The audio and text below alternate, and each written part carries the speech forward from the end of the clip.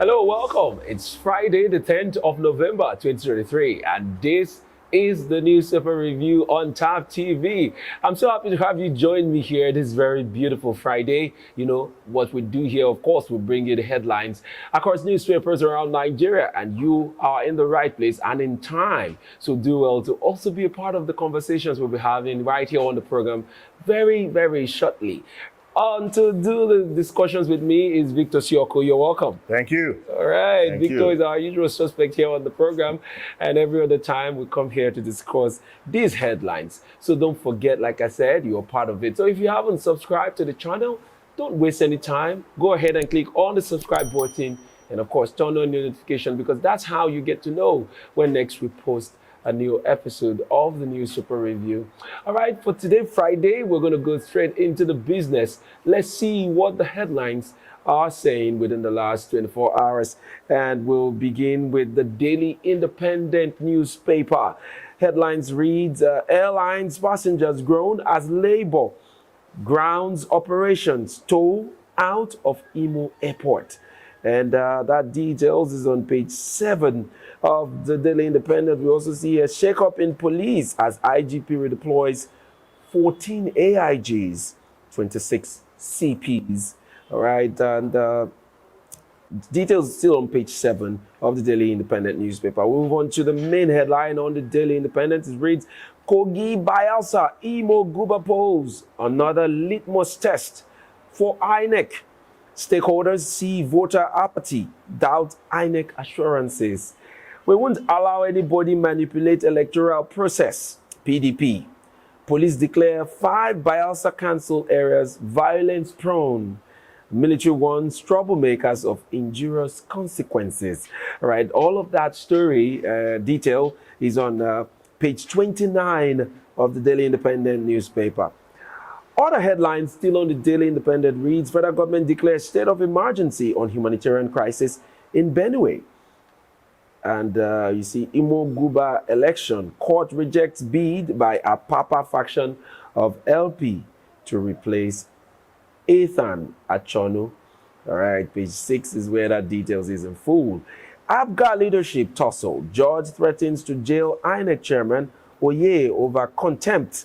All right, page 7 is where the details is in full.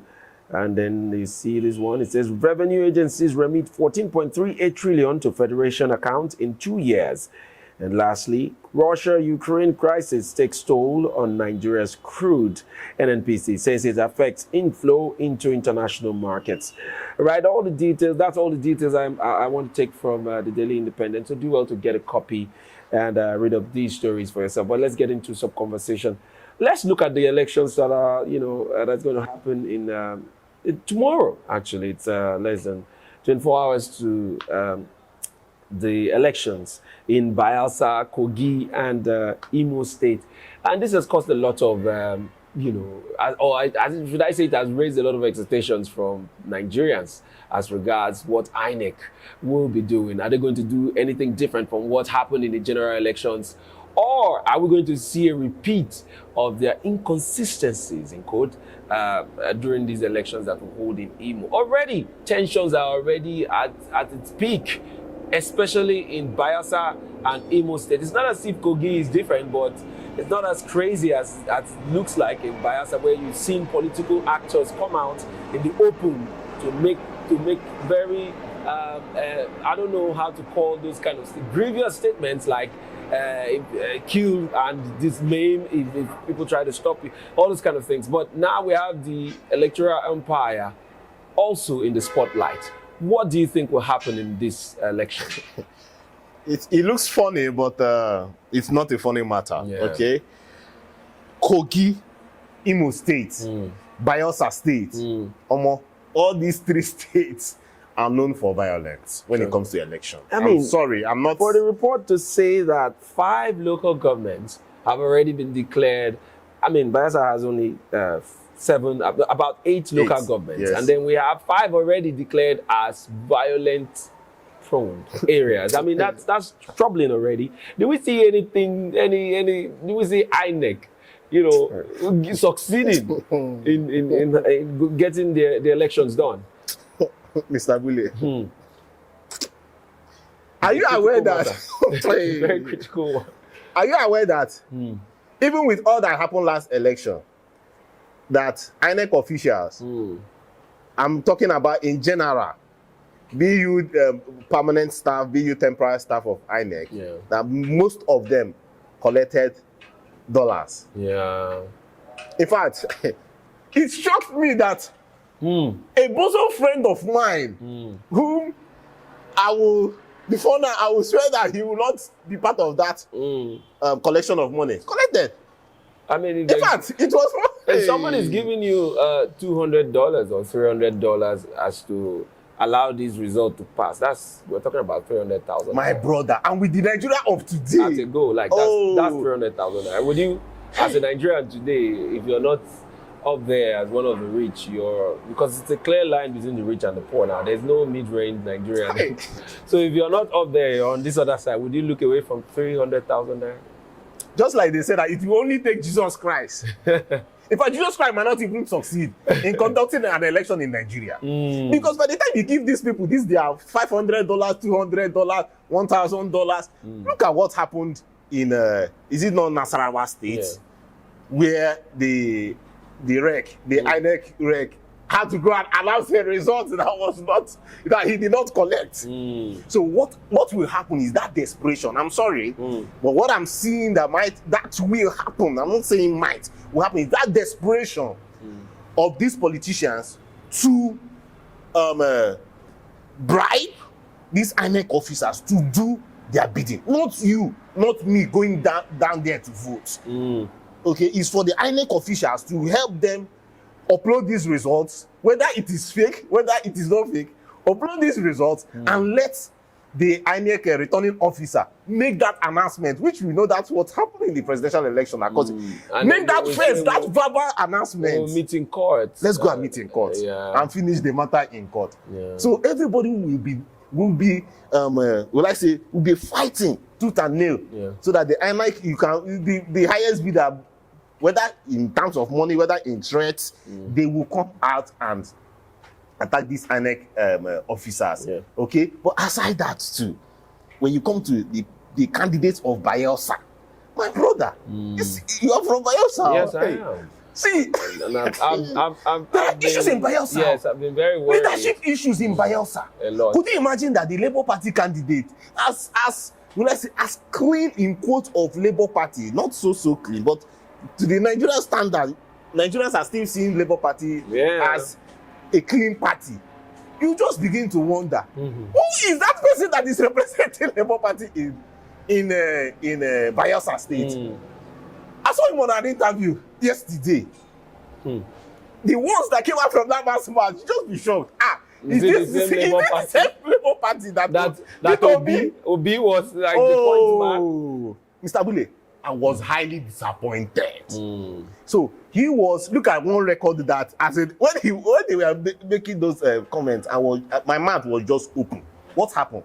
That he was a former IOIC president. Yes, of course, for many years. Okay.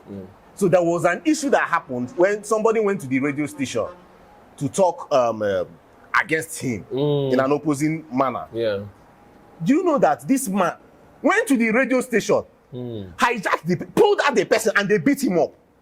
And he was asked on live television, "Did you beat up somebody?" He said yes. Is that the kind of person that wants to become the governor? In a state that is known for violence, then somebody that cannot control his anger will not be. And not just, I worry for Bayelsa State. By the way, I'm from Bayelsa.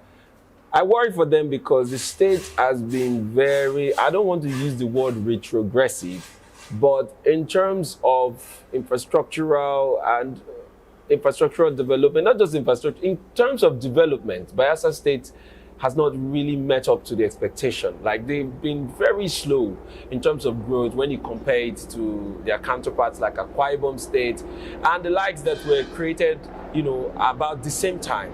And you see the way they have been struggling in terms of leadership. Alamisia, the first governor, democratically elected governor after the military rule, did a lot, but unfortunately, greed And corruption couldn't let him stay all through. And, you know, we know the story about Alamesi. And then after, we had Goodluck Jonathan come in, but could not complete his tenure because he moved on to becoming the vice president. And then Timothy Silva, you know, stepped in. The same Timothy Silva that, you know, was pushed out because of, you know, a lot of issues. The issues that were trailing that man they were endless. But then he said he has unfinished business. He knows better.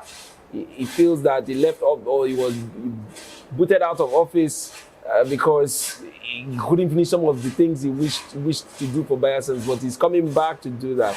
That's one thing to, you know, look at in terms of the candidates there. Well, Jiri seemed to be picking up a bit. I don't know whether it's because this is his first term, so he wants to impress Bayelsans to come back and vote for him again. So he's doing bits and bits of work for people to see to get back into office. But I worry about the rest of them. There's Udengs Radiri too. That's the Labour governorship candidate that you just spoke about. I mean, when you look at these men, all three of them, the one from PDP, the current governor, and the other two, you could feel the tension already. You could feel the tension. But I really urge them to shelve any plans for violence, because I worry a lot for the deputy governorship candidate of the APC, Mr. McIver, that has been caught on camera telling people to kill and maim in the name of, you know, being able to support his party. And those are things that we should worry about. I mean, so what if he could openly say that in the public, in the eye of the open world? What is going to happen during this election? But I really urge them to look away from violence, because it's just going to draw us back more. Bayelsa State is going to be drawn backwards. But it's not enough for us to talk about Bayelsa State alone. There's also Imo State that within the last few months has been, you know, has witnessed a lot of, you know, attacks, both on the security personnel and individuals, the kidnappings, and all the, you know, crimes that have taken place in Imo State. So yes, the atmosphere in Imo State is really, really tense too. And we just hope that everybody will look away from violence and focus on the only and the very reason why, you know, tomorrow is earmarked for, you know, these political parties, which is to choose a credible leader that will move these states forward. Then Kogi State, Kogi State is not any different from the former, you know, because I say that because if you look at the case of Natasha Akpoti, that ran for first as governorship candidate, then later as because stepped down because of the threats to life, like. I mean, a lot of unthinkable things were done to that woman. Even while vying for the senatorial seat, one of the times I remember, she was driving to go and vote, and they dug a big gully on a government road. They cut it into two with a very big, you know, there are a lot of crazy things, and you need to hear her speak about her experience in Kogi State. It's not any different now when you hear the political opponent of what's that party now? Is it the Labour Party? No, the PDP. PDP. Guy, okay, not Dino, the other guy. ADC man. ADC. Yeah. Is it ADC? What's his name now? Not ADC. There's another party there. It's the SDP or so. Okay. They are all complaining of the kind of, you know, criminal pressure, that criminality that is going on within the system, that is, you know, mounting a lot of pressure on them. So this is even pre-election. So now on the election day proper, how much can the already compromised security personnel do to forestall or to stop these activities from going on? Because if you ask me, I don't trust the security agency. So yeah, they talk tough. We saw the police IG in Bayelsa State the other day talking so tough and all of that. But the men of the police force have been complicit to some of these electoral crimes that we have witnessed over the years. Very much so. And we have all of these things on record, on videos, and everywhere. They're all over the places.